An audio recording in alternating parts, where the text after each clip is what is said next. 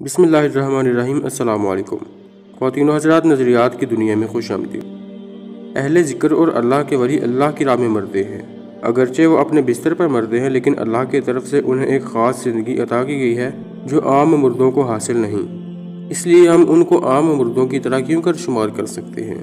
اللہ تعالیٰ قرآن مجید میں ارشاد فرماتے ہیں وَلَا تَقُولُوا لِمَن يُقْتَلُ فِي سَبِيلِ اللَّهِ أَمْوَاتٌ بَلْ أَحْيَاءٌ وَلَٰكِن لَّا تَشْعُرُونَ۔ جو لوگ اللہ کی راہ میں مارے گئے انہیں مردہ مت کہو، بلکہ وہ تو زندہ ہیں، لیکن تم انہیں نہیں سمجھتے۔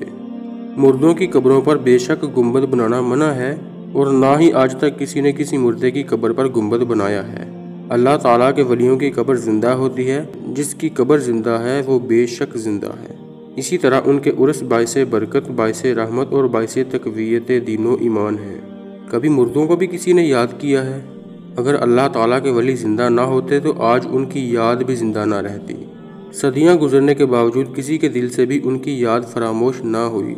ہر دل ان کی یاد میں مسرور ہے اور ان کی محبت میں مخمور ہے۔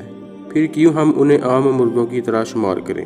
وہ اسلام کے شدائی تھے۔ اسلام کو جو ناز ان پر ہے کسی اور پہ نہیں ہے۔ ان کی یاد قوموں کی زندگی اور ان کا کردار مشعل راہ ہے۔ ان کی حیات جاودانی ہے، جب تک دنیا رہے گی ان کا نام رہے گا۔ یہی زندگی کی مراد اور یہی زندگی کی اصل ہے۔ جس نے اللہ کے ولیوں کو مردہ کہا وہ متعصب ہے، اور کوئی متعصب حقیقت کو نہیں پا سکتا۔ تعصب حسد کی ایک شدید قسم ہے، اور حسد نیکیوں کو ایسے جلا دیتا ہے جیسے آگ لکڑی کو۔ ناظرین اکرام، اگر آپ کو ہماری یہ ویڈیو اچھی لگی ہے تو ویڈیو کو لائک کرنے سے پہلے چینل کو سبسکرائب ضرور کر لیں، اور ساتھ میں بیل آئیکن کو بھی دبا دیں۔ اس طرح آپ کو ہماری ہر آنے والی نئی ویڈیو کا نوٹیفیکیشن بھی ملتا رہے گا۔